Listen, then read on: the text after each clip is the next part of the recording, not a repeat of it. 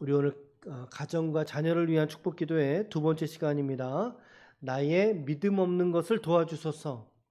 우리 같이 한번 한 번 더 읽어볼까요? 시작. 나의 믿음 없는 것을 도와주소서. 말씀을 5일치 분량이죠. 월요일부터 우리 금요일 저녁까지. 그러니까 이번 주 금요일 날은 아마 매일 성경 본문이 아닌 다른 본문을 취할 것 같습니다. 좀 이렇게 좀 하루하루 나름대로 설교자 입장에서 좀 방점을 가지고 말씀을 전하기를 원해요. 예, 방점을 가지고 말씀을 전하려고 합니다. 첫 번째 시간에는 그래서 우리 어제 말씀에서는 우리가 이 기도회를 함에 있어서 기도회를 하기 앞서서 우리가 주님께 우리의 가정과 또 우리의 자녀들을 위해서 기도할 때 그보다 더 중요한 게 있다는 것을 말씀드렸어요. 그보다 더 우선되고 그보다 더 우선순위의 가치가 있다는 것을 말씀드렸어요. 이것이 앞서지 않고서는, 이것이 먼저 되지 않고서는 그 뒤에 이어지는 간구와 기도가 의미조차 없어져 버리는, 그저 기복신앙 가운데 하나로 전락해버리게 되는 라고 생각을 합니다. 그런 생각이 들어요. 그게 뭘까요? 이 고백이 없으면 우리가 기도하고 간구하는 축복을 비는 이 기도들이 단순히 기복신앙으로 전락하게 돼버려요. 그게 뭐냐는 거예요. 우리의 중심 상태를 말하는 것 같아요. 마음의 상태가 주님에게로 더 많이 기울어져 있느냐라고 하는 거예요. 기복신앙은 주님에게로 기울어지는 것은 관심이 없어요. 예, 그죠? 내가 이 기도를 열렬히 해서 10번 찍어 안 넘어가는 나무가 없다 했기에, 예, 그렇죠? 지성이면 감천이라 했기에 그저 우리가 이 복만을 비는 것, 이것은 바른 신앙이 아니라는 거죠. 우리가 주님께로 더 많이 기울어져 있느냐라고 하는 것이었어요. 이 질문에 우리가 아멘, 주님 그렇습니다. 저는 제 가정보다 제 자녀보다 사실은 주님께 저는 더 많이 기울어져 있습니다. 아멘. 하지 못한 채로, 이 고백으로 드리지 못한 채로 구하는 간구와 축복들이 의미가 없기 때문인 것이죠. 그래서 주님 물으셨어요. 베드로에게 물으셨어요. 예, 너가 이 사람들보다 나를 더 사랑하느냐, 더 사랑하느냐라고 하는 것이었습니다. 저는 묵상을 하면서 과연 이 사람들은 누굴까? 이 사람들보다 가까이 있었던 사람들, 예수님의 제자들, 문맥에서는 그렇죠. 다른 제자들. 그러나 오늘 우리에게는 가정이 될 수 있다라는 거죠.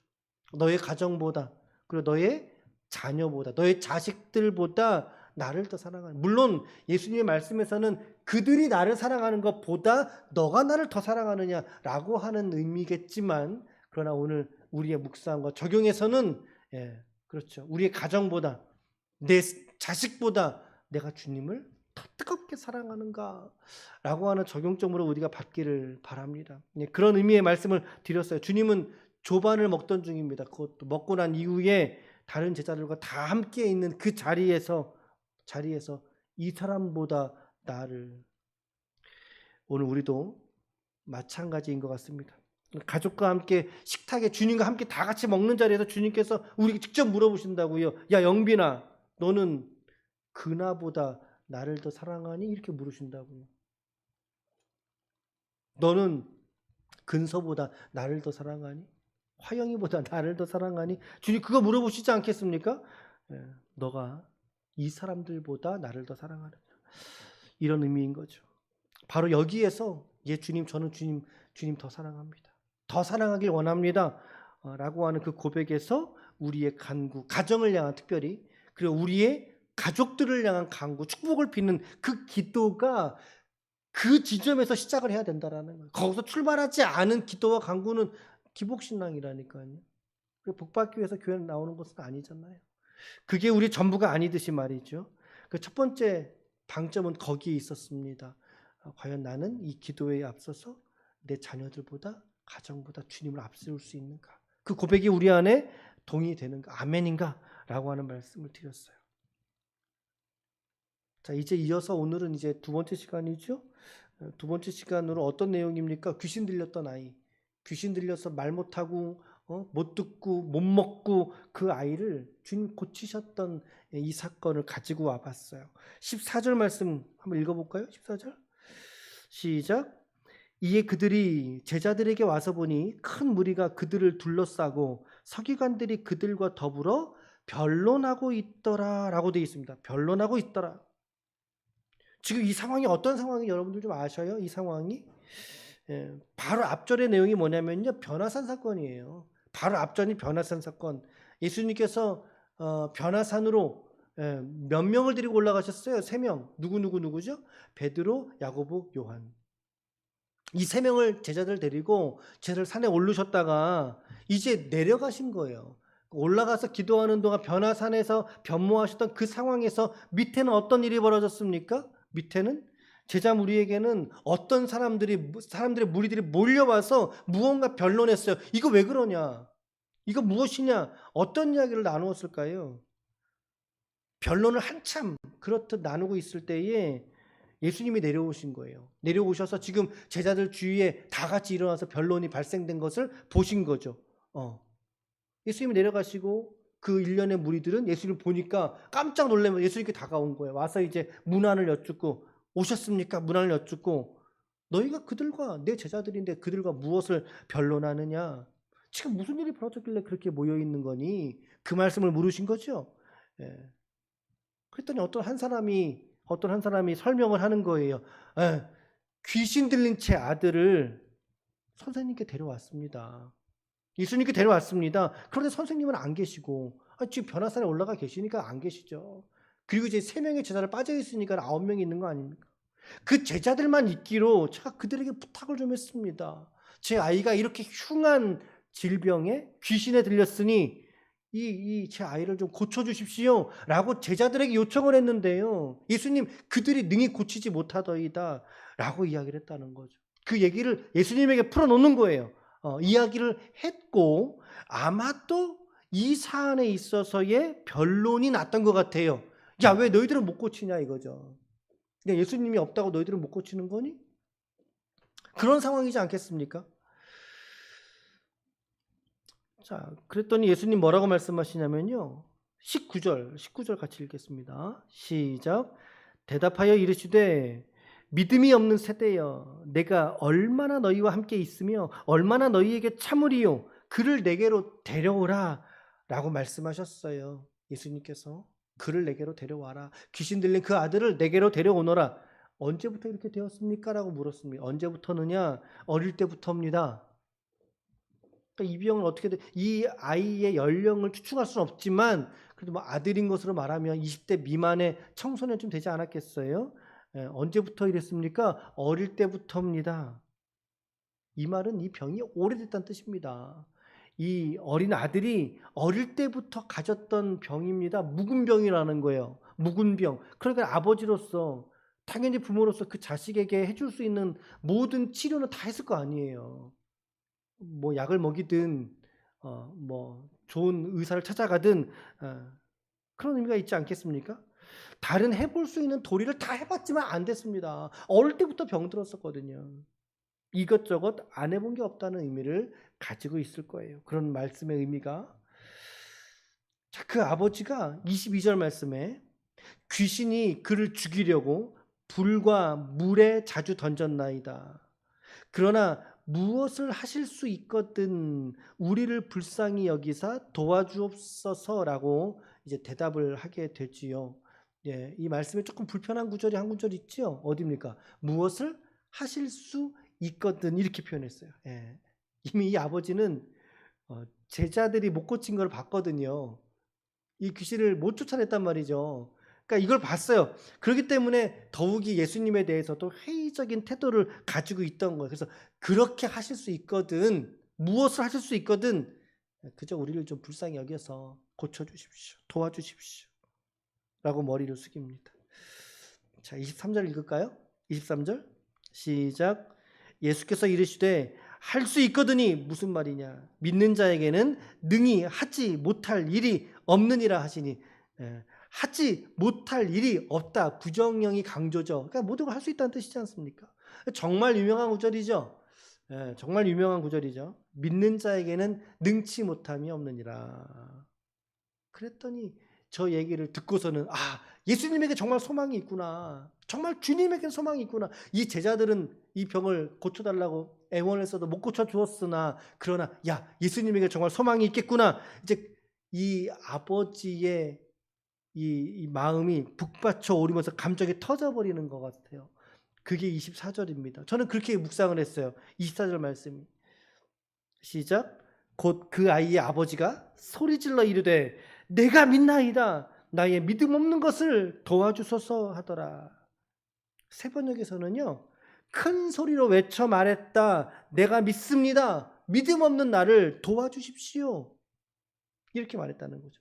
큰 소리로 외쳐 말했다. 소리질러 말했다. 여러분들은 이 구절에서의 아버지의 내면 상태가 어떠리라고 생각이 드십니까? 아버지의 내면 상태는 어떤 모습일까요? 저는 오늘 이 기도에 오늘 우리가 두 번째 말씀의 중요한 포인트가 저는 이 지점이라고 생각을 하고 묵상을 했어요. 바로 이 단락이다. 우리가 우리의 가정을 세워가면서 중요한 것은 이 아버지 모습처럼 어찌할 수 없다라는 사실이죠. 어떻게 우리의 손으로서 우리의 가정을 세워갈 수 없다는 것입니다. 우리는 할 수 없다. 나로서는 도무지 이 가정 안에서의 무언가 변화시키고 이들을 새롭게 하고 내 자녀들에게 정말 주님을 복음 앞으로 인도하는, 인격적으로 인도하는 그것에 있어서도 나는 도무지 어떤 것도 할 수 없구나라고 하는 거. 나로서는 선한 것이 없다. 할 수 있는 능력이 없다. 라고 하는 것을 깨닫게 되더라는 것입니다. 오늘 이 아버지는 말했어요. 나의 믿음 없는 것을 도와주소서. 여러분 이거 얼마나 큰 소리로 질렀을까요? 저는 이 아버지가 눈물이 터지면서 자기 아들이 어적지 10여 년 동안 자라오면서 그 아들이 아무도 고치지 못했던 그 병과 함께 그의 마음에 그 억울한 마음들 그렇게 있지 않겠습니까? 아들을 향한 소원들 이런 것들이 한 번에 터진 것 같아요. 예수님 앞에서 소리질러 이르되 주님 나의 믿음 없는 것을 용서해 주십시오. 조금 전에 내가 할 수 있거든 그렇게 말했잖아요. 주님 저 그거 용서해 주세요. 주님이라면 할 수 있을 텐데 그 주님을 내가 붙들지 못하고 온전히 신뢰하지 못했던 저의 믿음 없는 것을 좀 도와주십시오. 라고 하는 이 아버지의 고백이 오늘 우리의 가정을 향한 저와 여러분들의 정직한 고백이어야 할 줄로 믿습니다. 하나님 내가 기도하니까 하나님 당연히 들어줘야죠. 내가 교회 얼마나 열심히 헌신하는데 얼마나 열심히 봉사하는데 하나님 복 주셔야죠. 적어도 우리의 기도 가운데서는 오늘 특별히 기도 가운데서는 이 아버지의 정직과 이 아버지의 겸손이 함께 있어야 되겠다라고 하는 생각이 듭니다. 이 정직과 겸손 말이죠. 오늘 아버지를 보세요. 정직과 겸손의 모습이죠. 내가 믿나이다. 내가 주님 내가 신뢰합니다. 그리고 나의 믿음이 없는 내 모습을 하나님 용서하시고 나를 도와주십시오. 그는 예수님을 향한 믿음과 함께 그 예수께서 내 자녀에게 어떠한 일이라도 행하신다면 그것이 내 자식이 살 길이라는 것을 붙들고 있는 거예요. 그걸 지금 붙들고 있는 거예요. 오늘 그렇죠. 우리도 마찬가지예요. 오늘도 우리가 하나님 앞에 이 기도를 드리자고요. 이렇게 기도했으면 좋겠어요. 하나님, 제가 주님을 신뢰합니다. 제가 주님을 사랑합니다. 제가 주님을 신뢰합니다. 그러나 오늘도 여전히 주님 앞에서 믿음 없는 자로 발견하는 저를 용서해 주십시오. 이런 겸손 말입니다. 우리 자신에 관하여 이런 겸손, 저의 믿음 없는 것을 하나님 용서해 주시고 저의 믿음을 좀 도와주십시오, 하나님. 저의 가정을 좀 도와주십시오, 하나님. 제 자식을 하나님 좀 도와주십시오, 하나님. 저로서는 어떠한 선한 것도 나오지가 않습니다. 어떠한 희망과 가능성도 저로서는 발견할 수가 없습니다. 그러니 오직 주님만, 오직 하나님께서 내 가정 속에 예비하신 은혜로서만 제 가정과 제 자녀가 살아날 줄로 믿습니다. 라고 하는 거, 이 기도하자는 거예요. 우리가 이 기도하자는 거예요. 그래서 뭔가 이번 기도의 시즌에는 뭔가 자꾸 주소서, 주세요 이런 기도보다 조금 더 본질적인 기도와 그런 깨달음 가운데 우리가 우리의 모습을 주님께 정직하게 고백하는 그런 기도가 되었으면 좋겠어요. 오늘 우리의 믿음 없음을 하나님 도와주십시오. 제 가정을 하나님 도와주십시오. 그 겸손함, 저는 믿음이 없습니다. 그 정직한 말입니다. 오늘 우리에게 있기를 축복합니다. 우리가 가정을 바라볼 때 이런 정직과 겸손의 모습으로 바라보지 않으면 우리 가정에 어떤 소망이 있겠어요? 어떤 소망이 있겠어요? 우리 자식들 정말 안 돼요. 정말 안 돼요. 이 뜻대로 정말 안 돼요. 여간해도 안 돼요, 이게. 웬간해도 안 되고, 안 돼요. 정말 이렇게 주님이 하지 않으시면 안 된다는 것을 깨닫게 하는 게 우리 자식들인 것 같아요. 우리 뭐 성인들이야, 부부지간이야, 또 이제 성인들이잖아요. 대화가 되고, 또 신앙의 어떤 대화들도 나누고. 근데 우리 자녀들을 향해서는 그런 게 잘 어렵죠. 그죠?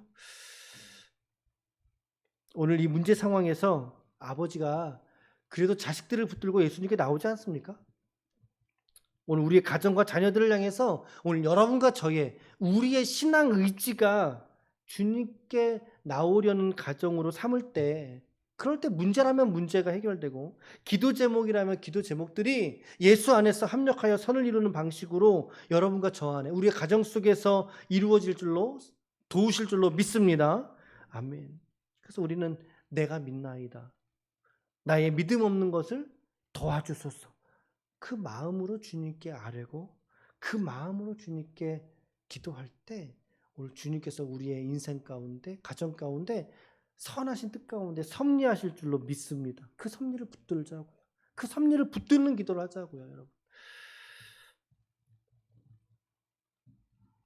예수님이 그 아이에게 선포하시죠.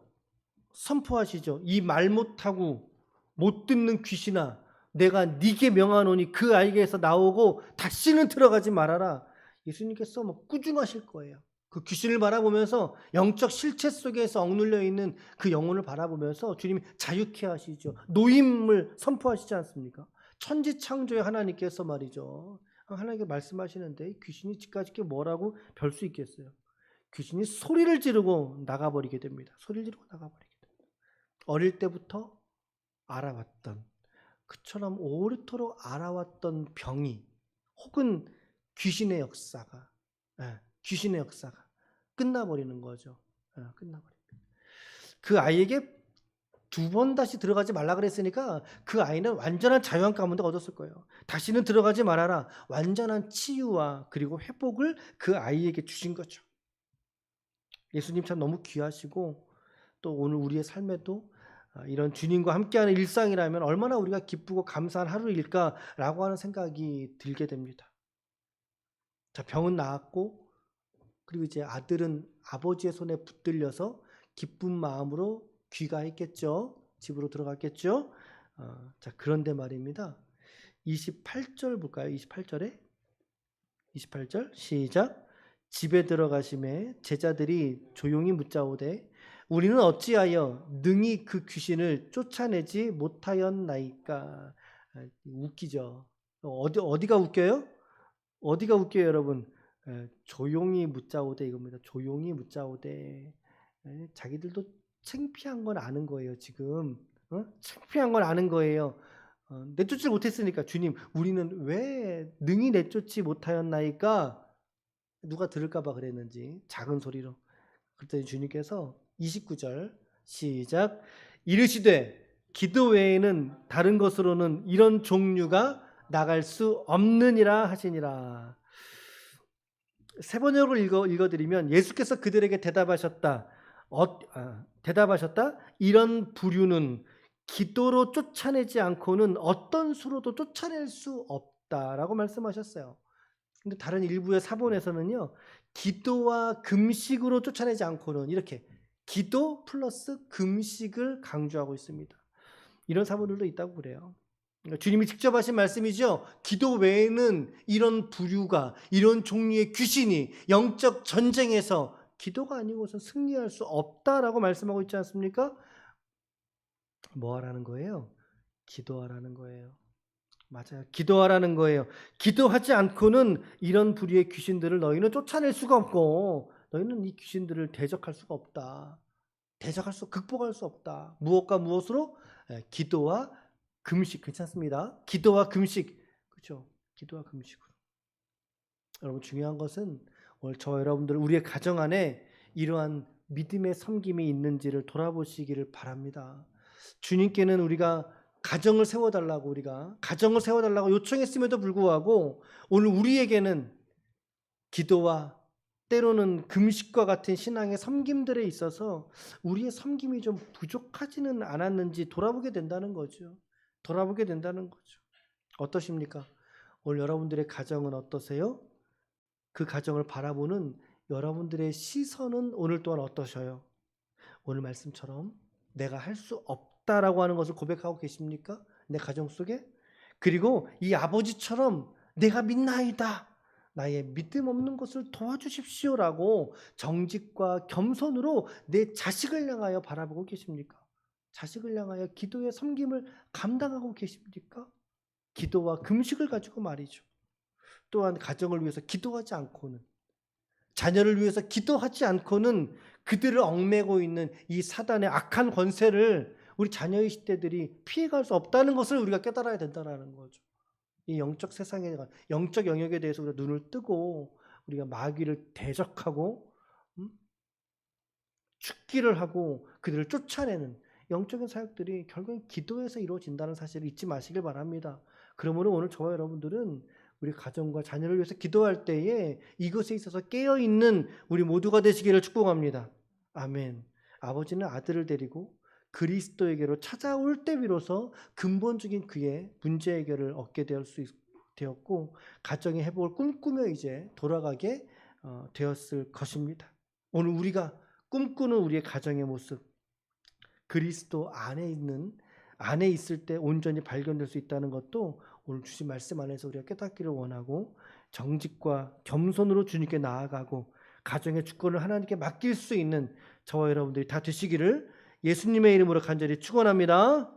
아멘. 아멘. 자, 우리